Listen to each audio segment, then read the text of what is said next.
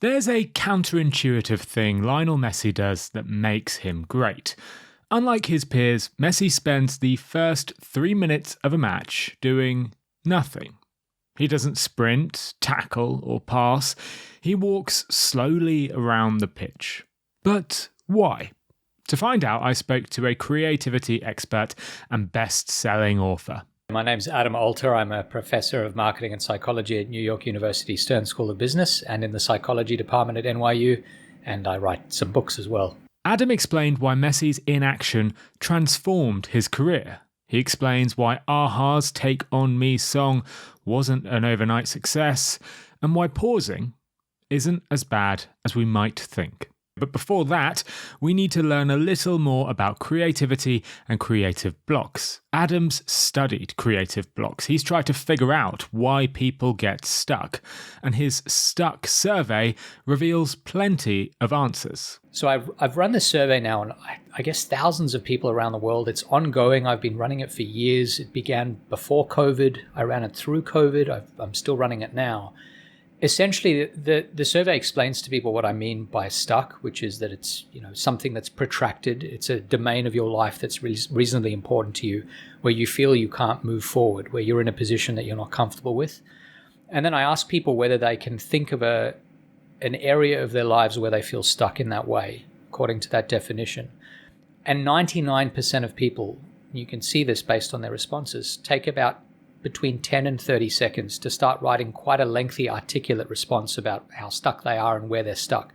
Sometimes in many domains of their lives, and sometimes in one specific domain that's meaningful to them. And so I found that this is a universal experience, which wasn't hugely surprising, but what was surprising was how consistent the reports were about being stuck, how much money people were willing to commit to getting unstuck as one metric for how much it mattered to them, and how they feel about it. For a lot of people, it plagues them. It's the sort of thing that they think about all the time. Adam's survey has been answered by business titans and unemployed workers, by chronic underdogs and Olympic champions. It's even been answered by divorced and happy couples. Regardless of their backgrounds, there was a common theme. Half had been stuck for years or decades, and 80% had been stuck for longer than a month. 79% felt very or extremely negative emotions when thinking about being stuck. And strikingly, even though most of them weren't very wealthy, many were willing to pay thousands of dollars or sacrifice large portions of their assets to free themselves from this procrastination block. Point is, almost all of us feel stuck in some part of our lives. There are financial stucknesses where people don't have the financial resources they need. There are career-based stucknesses. There are people who are stuck in relationships that are not fulfilling. Sometimes they don't have the friendships they're looking for, or the friendships they have are not doing what they need them to do. Sometimes it's very narrow and specific and precise. It could be, I've been trying to learn this particular piano piece or artistic technique, or I'm a film writer and I can't quite write the right script. And for some people, that might sound narrow, but it could be an issue that occupies them for decades. There are cases of writer's block that extend 50 or more years through a person's life, some of them very famous cases. Respondent 6 told Adam that he couldn't save a penny despite being in his 30s. Respondent 107 has been trying to learn piano for several years but can't seem to make progress. Respondent 384 is stuck in a thankless job and wants to start her own business but can't take the leap. Which led Adam to wonder, why? Why are so many people stuck? What's causing this collective inaction? Adam has a few theories. One theory is based around a cognitive bias known as the goal gradient effect. The goal gradient effect is an effect that looks at what happens when you're trying to do something that takes quite a lot of time and energy across a protracted period. So, if you are trying to achieve something that takes weeks, months, years, decades, what's likely to happen according to the goal gradient theory is that at the beginning of that process, you might be energized, motivated. It's often a goal you've chosen to tackle for whatever reason. And then as you approach the end of the goal, you're also energized and motivated because you're nearly there. You can see the finish line. Either you can actually see it, you can literally see it, or you can feel it approaching. And so those are high motivation states. But for a protracted goal, there's this very long period in the middle, this lull in the middle where motivation declines. And so during that period, people really slow down. And it doesn't matter what the domain is. That seems to be true across physical pursuits, across races. If you're a runner, It's true about, fundraising goals. You see a lull when people are trying to attract donations. It's true about things like writing a book, intellectual pursuits. It's a real challenge because I think most of the goals that really matter to us take a long time to complete. We spend a huge amount of time and energy on them.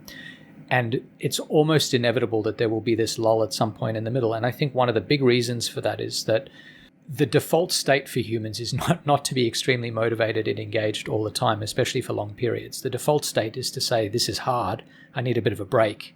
Maybe I need a really big break, a long break. I'd rather do something like just pull out my phone and look at my phone, or I'd rather do something that's fun, that's hedonic, that's pleasing, rather than this thing that requires great application across time. And so that's why you only have these periods of high motivation at the very beginning and at the very end of these protracted goals. And that lull state in the middle, the gradient that goes downwards in the middle and then you accelerate again towards the end, seems to be a very natural way of dealing with these protracted goals. Clark Hull is the scientist who first identified the goal gradient effect. He spent decades watching rats run through mazes. Over and over again, he saw the same patterns. The rats moved quickly when they neared the end of the maze, but slowed or stopped altogether in the middle. This was true regardless of whether the maze was long, whether it was a straight tunnel, whether it was a complex web of trunks and branches. It didn't really matter what the maze was like. The rats always slowed down in the middle. Hull called this the goal gradient effect. 90 years on, psychologists today find that the same effect is true in humans. In one experiment from a paper published in 2006, researchers tracked coffee customers who completed their coffee loyalty cards. They tracked how quickly customers bought 10 cups of coffee to earn that free 11th cup. The interval between the first and second cups was 20% longer than the interval between the 9th and 10th cups. That suggests that coffee drinkers were significantly more motivated as they approached the end, as they approached the free 11th cup. In another experiment, people who visited a music rating website were offered a $25 Amazon voucher for rating 51 different songs. Raters were 40 times more likely to quit earlier in the task than if they were closer to the goal, and they rated more songs each time they visited the site, doing more and more as they got closer to the end. As with Hull's rats, they were slower and more likely to stop the further away they were from that goal. It's not just the case with coffee and rats, however, it is the case with work. In one experiment designed by Andrea Bonezzi, students who proofread 9 essays for typos were 20% slower to find typos in the 5th essay than they were in the 2nd and in the 8th essay. Adam writes how, across almost every imaginable context, people advance slowly or stop altogether when the goals feel far away, and they move more quickly when those goals appear to be within reach. But Adam told me that the goal gradient effect isn't the only thing keeping us stuck. It combines with another bias that leads us to procrastinate. It's the plateau effect. So plateau effects, it's basically the idea that the things that work now might not work in the future for various reasons. And there are a few reasons for that. Physical pursuits, if you're at the gym and you're trying to get strong, whatever routine you have at the gym will be effective perhaps today. And the first routine you try at the gym is always quite effective because your body's getting jolted into a new state. But if you do that routine for weeks, months, years, it becomes less effective. There's some very interesting research looking at this across a several year-long period. And for almost everyone, if you don't mix your routine, if you don't change it, it tends to become less effective over time. Your body just adapts to it. Now, the same also turns out to be true when you're engaging in tasks like language learning or memory-based tasks or other skill acquisition tasks. This is the Ebbinghaus idea that if you're trying a technique, if you're trying whatever technique it might be to learn, say, in Ebbinghaus's case, it was strings of letters. If you keep using the same technique for learning, you will find that it becomes much less effective over time. And I think that's a real challenge for people. And I think it explains in large part why we get stuck so often, is that we're constantly on the hunt for a technique that works. But there is no technique that works forever. All techniques stop being as effective as they once were, or almost all in most contexts. And so we're pushed to try something new or to rotate techniques or to try different things. So not only do you have to find one good way of doing something, which itself is difficult, but often you have to have multiple ways. And you see this, I think, most starkly and objectively when people who are really smart and thoughtful about working out their bodies, getting strong, they will have a rotating series of things they do, or runners will have a rotating set of workouts that they do as well. And all of that is sort of an attempt to trick your body or your brain into consistently responding well to whatever interventions and techniques you're trying, because your body will do its very best over time to adapt, or it'll adapt in a way that's unproductive, and that leads you to get stuck if you don't keep changing things. The best recent evidence for the plateau effect comes from a study of 15,000 people who followed an ultra-minimalist training plan for 7 years. Fit20, the Dutch company that devised this training plan, describes itself as personal health training in 20 minutes per week with no hassle, no changing, and no showering. Hey Bob, you're really looking in good shape. Thanks. I've been doing Fit20 for a while now. Fit20? What's that about? You train once a week for 20 minutes. You book your session, and it's always with a personal trainer. You train one-to-one. For me, that's a great motivation to keep going. I never miss a week. Wow. It involves a simple circuit of 6 exercises repeated once a week that will initially seem quite effective. Exercises gain strength quickly for the first year or so. They make real improvements. But then gains came much slower, or they stop altogether. After a year, the progression stops. And despite keeping the exercises up, despite doing the same amount of work, the improvements stop as well. The same was true for men, women, older and younger participants. Now, this isn't a problem with Fit20, it's a plateau problem. Our bodies get used to the same exercises, and only doing one type of exercise will eventually lead to plateaus. The researchers also pointed out that competitive powerlifters gained strength rapidly for about a year before reaching a similar sticking point. The plateau effect isn't just restricted to one training program, it's evident everywhere. This idea that almost every approach ends up hitting a plateau at some point is a revelation to people. And I think it changes how we think about getting better at all sorts of different tasks, and pushes us to look much more deeply than we might naturally. I always thought this way, certainly before I read that research. I always used to think that, there was a dominant approach, that in every domain there was a right way to do things. And it turns out that's just not true. There's a right mix of ways to do things, but there is no one right way to do things. And so whatever your dominant default approach is to any particular area of your life, it cannot be the only one. You should never rest on your laurels and think you found the golden technique, because there is no one way to do that. And gold will turn to silver and then bronze very quickly. The plateau effect and the gold gradient effect, they keep us stuck. But Adam has solutions for helping us become unstuck. And these same solutions, well, they were the ones used by Lionel Messi to help him become great. Now, in his book, Anatomy of a Breakthrough, Adam writes about this strange paradox that all of us experience with creativity. It's the persistence paradox. On the one hand, we seem to recognize the value of persistence for other people. We intuitively know that persistence is important and that working hard over time is vital in creating incredible things. But here's the paradox. On the other hand, people tend to doubt the value of persisting for their own sticking points. We believe our own creativity should come in quick bursts, not from sustained effort. This incorrect belief is known as the creativity cliff illusion. Yeah, the creative cliff illusion is a really interesting idea. It's, I think a fantastic piece of behavioral science research. The researchers basically wanted to understand when we are at our most creative across a protracted period of time. So if I asked you, for example, you have a new business and I want you to come up with a new name for your business. Doesn't matter what the business does, but I want you to come up with the best name you can come up with. And I said to you, I want you to come up with, say, 50 alternatives. Brainstorm 50 alternatives. Do you think the best alternatives will be among the first 5 you come up with, or numbers 46 to 50? And when you ask people this question, they think a lot about how easy it is to come up with ideas at the beginning and how hard it is at the end. And they assume that the hardness of coming up with ideas at the end, once you've exhausted yourself, means that those ideas are going to be less good, whereas the easiness of coming up with early ideas, the fluency with which those ideas land, means that they're probably better ideas. Now, I think that's true. Fluency often means we're doing things well. If you're speaking a language and you're fluent, it's better than being disfluent.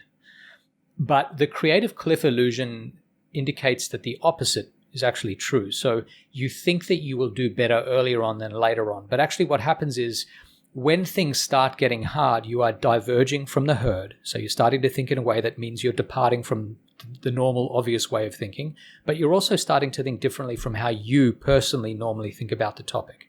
So if what you're trying to do by definition is to be creative and to come up with ideas that are a little bit unusual, a little bit off the wall, the best thing you can do is do the task till it becomes hard, and then you know you're actually beginning. And so where you start to feel that it's getting difficult, that's how you know you're at the right place, where you're at the sweet spot where the good ideas are likely to flow. In the study, researchers Lucas and Norgren asked people to spend 10 minutes generating as many original ideas as possible for things to eat and drink at a Thanksgiving dinner.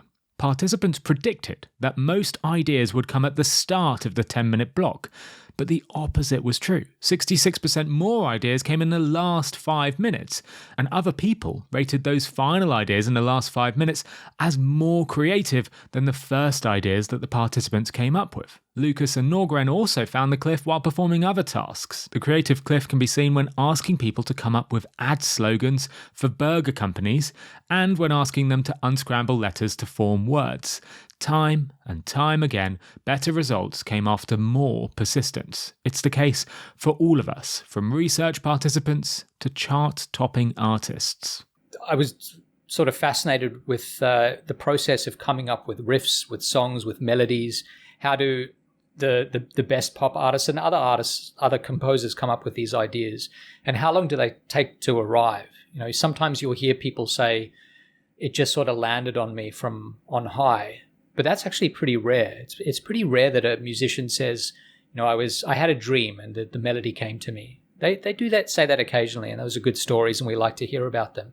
But very often when you dig into songs that ultimately seem incredibly catchy, the melody is beautifully done, it seems really simple and straightforward. It's beautiful to listen to. And that's the case with Aha's Take On Me. I think it's a sort of perfect, really just intuitively beautiful, appealing melody.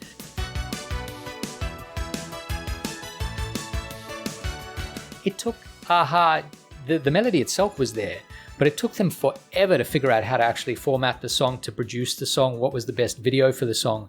We're talking about a 10 plus year period of going back and forth, multiple people playing roles in that process, and ultimately it became a huge hit. It was one of the biggest hits of the 80s around the world.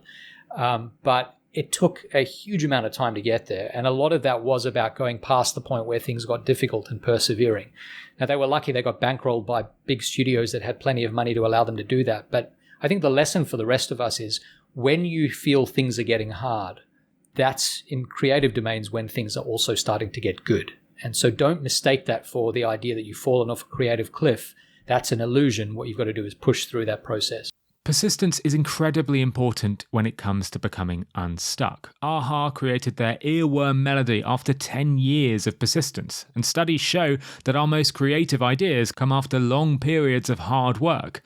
Adam writes how sketch comedians with years of training mistakenly believe their ability to write punchlines would decline over their working day, that it would get worse as they spent more time doing it. But the opposite is true. Their best ideas come after long periods of hard, persistent work. But that's not the only way to get unstuck or to become more creative. No, Adam has one more solution, and it's the same solution that made Messi an all-time great. It's pausing. There's value in pausing for multiple reasons. The best example of this, the one that I find most compelling, is the story of how Lionel Messi became, I would say, the best football player today in the world. There are people who debate on that, but I think he is. And the fact that when he was a young player, he really struggled with anxiety. He would get on the pitch, and for the first few minutes, he would be physically sick sometimes. He would have to come off the field. He would basically be unable to play the game until he settled into it, and it would take quite a lot of time. Other giants in the football world would say things like Diego Maradona, his fellow Argentinian, would say, I don't know that this kid will ever be great because he's too anxious, he's too nervous, he doesn't have the temperament. Now, obviously, that wasn't true. Messi is great. But one of the things that really helped was he had a coach who said to him, I think we can sacrifice you. You are so good that we can sacrifice you for the first few minutes of the game while you settle into the game. But let's figure out a way for you to calm your nerves, to handle your anxiety, and also to develop a strategic advantage. So this is why this covers both emotions and strategy. And the coach said to him, I want you to essentially not start playing the game until minutes, say 3 or 4 of the game. And I want you to spend the first 3 minutes once the whistle is blown ambling around, and you'll see this. If you watch Messi play, he walks a huge amount. I mean, he's got a great burst of speed, but he spends a lot of time walking where some of the other players are running around constantly. And during that time, he has some mantras, things that he says to calm himself down, which I think deals with the emotional part quite well. There's also the liberation of not feeling like you have to be going from 0 to 100 as soon as the game begins. But the other thing that he does during that time, and why pausing is often so great, is it forces you to zoom back a little bit. It makes you much more abstract in your thinking.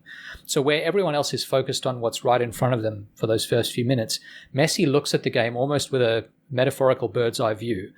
He notices which players are working particularly well together. He might notice that, is there a niggling injury in one of his opponents?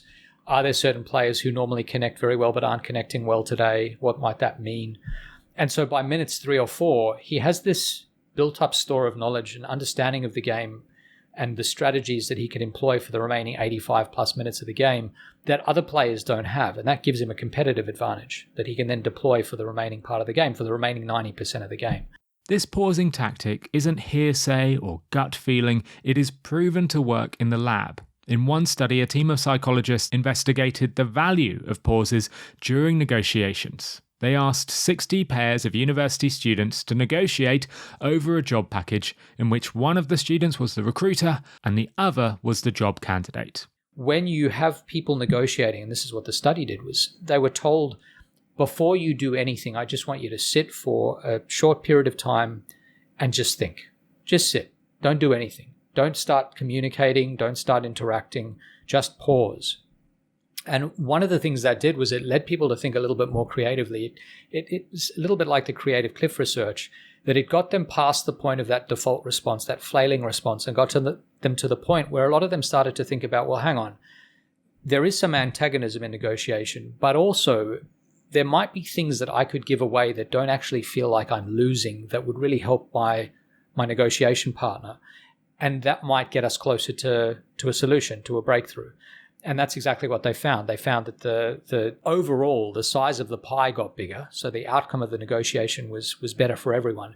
But they also found that if you, as the one negotiation player, paused, you took a little bit more time before you spoke, you tended to do better in the negotiation than your opponent did in general. So I think that's going to be true across a lot of domains. It's almost never a bad idea to slow down, to spend a little bit more time thinking before you act.